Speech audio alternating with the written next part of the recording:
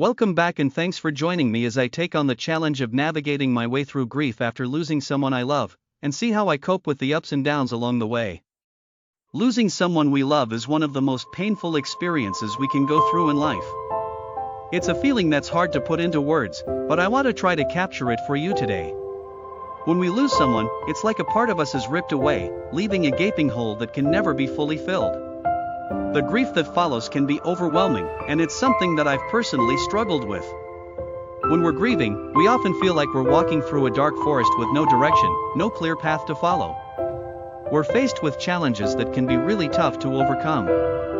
One of the biggest challenges is the feeling of isolation. It's like we're alone in this dark forest, and nobody else can understand what we're going through. Another challenge is the intense sadness that can be crushing at times. It's like a heavy weight is sitting on our chest, making it hard to breathe. Then there's the confusion, we're not quite sure what's happening or how to process our emotions. We might also struggle with feelings of guilt or regret.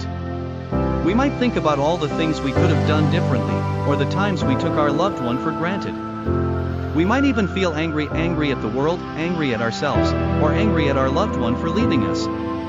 We might also experience physical symptoms like fatigue, changes in appetite, or difficulty sleeping.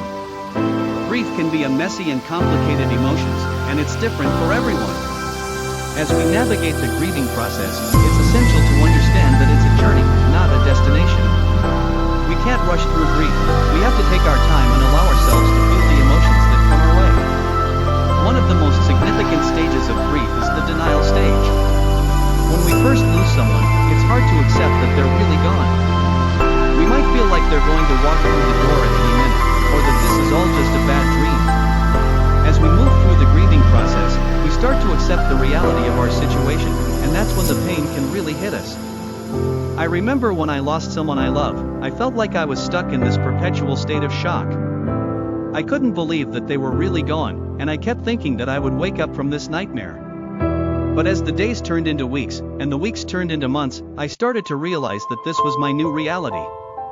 I had to learn to navigate this new normal, and that was one of the toughest things I've ever had to do. One of the most helpful things I learned during my grieving process was the importance of seeking support.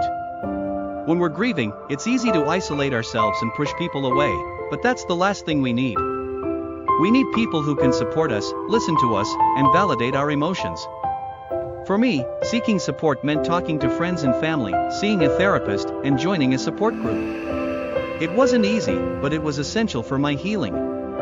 There was a pivotal moment in my grieving process when I realized that I wasn't alone. I was at a support group meeting, and I heard someone share a story that was eerily similar to mine. In that moment, I felt a sense of connection and understanding that I had never felt before. It was like a weight had been lifted off my shoulders, and I finally felt like I could breathe again. That moment changed everything for me, and it helped me to shift my perspective on grief. Grief is a journey, not a destination. It's a process that takes time, patience, and self-compassion. We have to be kind to ourselves and allow ourselves to feel the emotions that come our way. We have to be gentle with ourselves and understand that grief is a unique experience for each of us. Remember, you're not alone in this journey, and there is hope for you.